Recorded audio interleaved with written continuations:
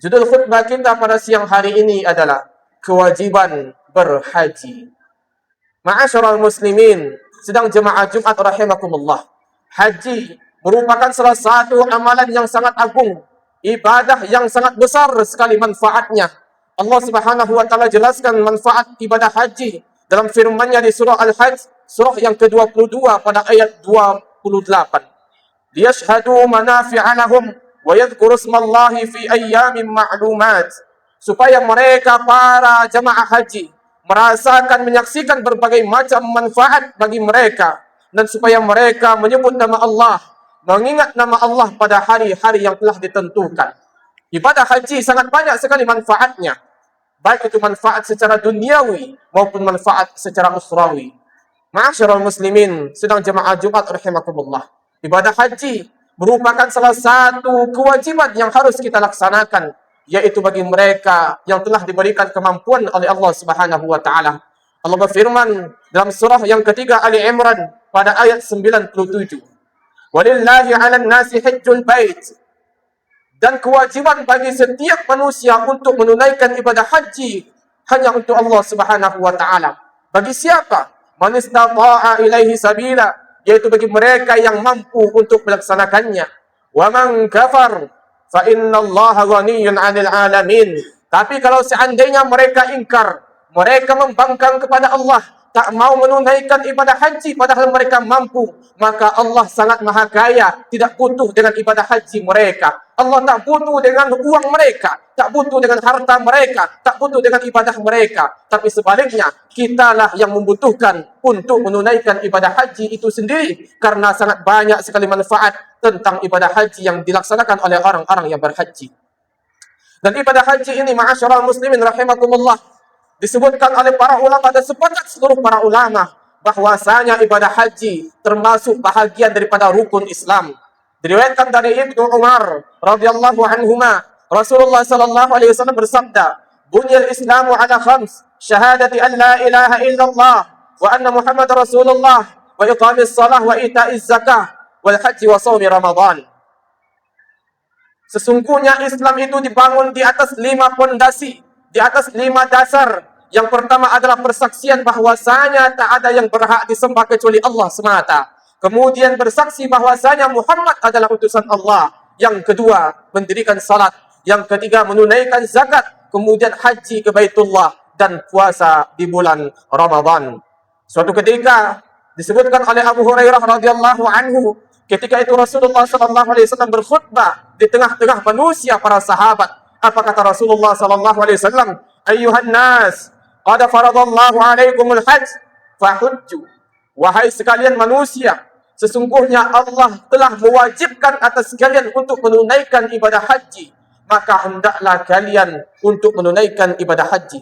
Jelas sekali ma'asyiral muslimin rahimakumullah. Beberapa ayat sebelumnya, hadis ini jelaskan secara jelas, secara gamblang bahwasanya ibadah haji merupakan suatu kewajiban yang harus kita tunaikan, terutama bagi mereka yang telah diberikan kemampuan oleh Allah Subhanahu wa taala. Bagaimana ketika seseorang dia mampu tapi tidak menunaikan ibadah haji sampai dia mati? Maka ada ancaman dari Rasulullah sallallahu alaihi wasallam. Rasulullah sallallahu alaihi wasallam mengatakan, "Innallaha ta'ala yaqul," Allah Subhanahu wa taala berfirman, yaitu dalam hadis qudsi, "Inna 'abdan ashahtu lahu jasmahu wa wasa'tu alaihi fi ma'ishatihi tamda alaihi khamsatu a'wam la yafidu ilayya la mahrum." Sesungguhnya seseorang hamba, yang hamba itu aku berikan rezeki kepadanya, aku berikan kesehatan kepadanya, kemudian dia tidak menunaikan ibadah haji sampai 5 tahun setelah dia diberikan kesehatan, setelah dia diberikan harta yang cukup, maka tidak ada lagi uzur baginya, maka dia terhalang dari rahmat Allah Subhanahu wa taala. Dan inilah ancaman bagi mereka yang mampu menunaikan ibadah haji, mampu secara finansial, mampu secara kesehatan, mampu secara kendaraan, tapi dia tidak menunaikan ibadah haji, bahkan maka dia terhalang dari rahmat Allah Subhanahu wa taala. Bahkan Umar ibn al-Khattab radhiyallahu anhu mengatakan kepada orang-orang yang mampu berhaji tapi tidak berhaji, apa kata Umar? Silakan engkau pilih, engkau ingin mati dalam keadaan Yahudi atau mati dalam keadaan Nasrani. Itulah ancaman bagi mereka yang tidak mau menunaikan ibadah haji, tapi mereka sanggup untuk menunaikannya. Ma'asyiral muslimin, sidang jemaah Jumat rahimakumullah. Ketika kita ada kesempatan, maka jangan disia-siakan kesempatan tersebut, karena terkadang atau bahkan sering kali banyak sekali penghalang-penghalang yang menyebabkan kita tak mampu lagi untuk menunaikan ibadah haji.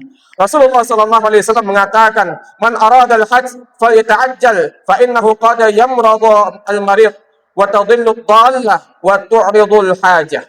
Barang siapa yang ingin dia melaksanakan haji, maka segeralah untuk melaksanakannya, karena bisa jadi nanti sakit akan datang menghalanginya, atau kendaraan tak mampu untuk membawanya, mungkin antrian yang panjang dan sebagainya, atau mungkin ada hajat-hajat yang lainnya yang menyebabkan dia tak mampu lagi untuk menunaikan ibadah haji.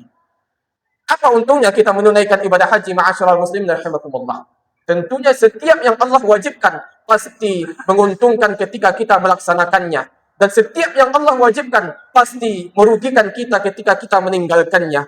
Rasulullah sallallahu alaihi wasallam mengatakan, "Al-umratu ila al-umrah kaffaratun lima bainahuma wal hajjul mabrur laisa lahu jazaa'un illa al-jannah." Dari antara umrah ke umrah yang berikutnya terdapat penebusan dosa, menghapuskan dosa-dosa antara keduanya. Dan bagi haji yang mabrur, tidak ada yang pantas baginya kecuali surga Allah Subhanahu wa taala. Inilah cita-cita semua jemaah haji, yaitu mendapatkan haji yang mabrur, karena tak ada yang pantas baginya kecuali surga. Bagaimana cara kita mendapatkan haji yang mabrur? Disebutkan oleh Rasulullah sallallahu alaihi wasallam, "Man hajja falam yarfuth walam yafsuq, raja'a ka yaumi waladathu ummuh."